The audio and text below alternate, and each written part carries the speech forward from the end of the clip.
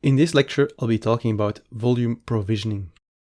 The Kubernetes plugins have the capability to provision storage for you.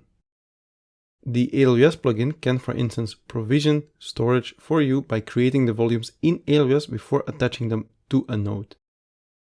Instead of you entering the command to create a new volume, Kubernetes will make the API calls to do that for you.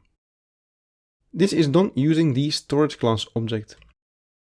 This is still beta when writing this course, but will be stable soon. It's best to double check the correct definitions in the documentation. Every time you see beta, you might want to check that. So here's a link that goes to the definitions of the persistent volumes. I will also keep, of course, my GitHub repository up to date with the latest definitions.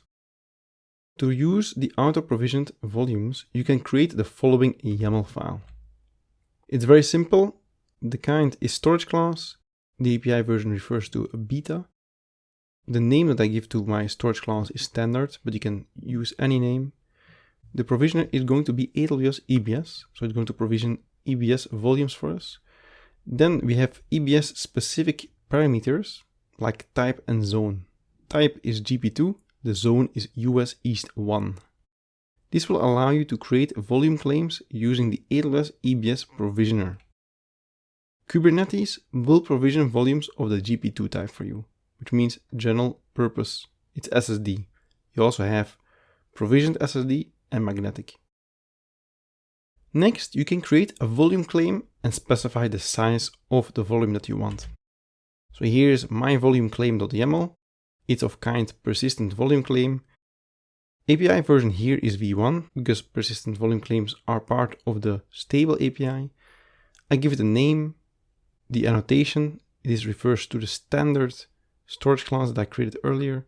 And then the specifications, it's read-write once. I can only have one EBS volume that I can read and write to at the same time. The request is going to be for 8 GB. Finally, you can then launch a pod using this volume. So here we have again the volume mount, a mount path, a name. This example is an Nginx example. It's if you would want to run Nginx with some static data, then you use the Nginx image, and then you're going to use a mount path that is going to provide a volume for /var/www/html. The name of the volume is mypd. Volumes, here is the name also mypd, and then this persistent volume claim refers to my claim, which is the name of the persistent volume claim from the previous slide. You can then put some static data in this volume, and then when you're going to browse to this URL, you will see your data. It's very simple. The next lecture will be a demo where I will demonstrate this auto-provisioning.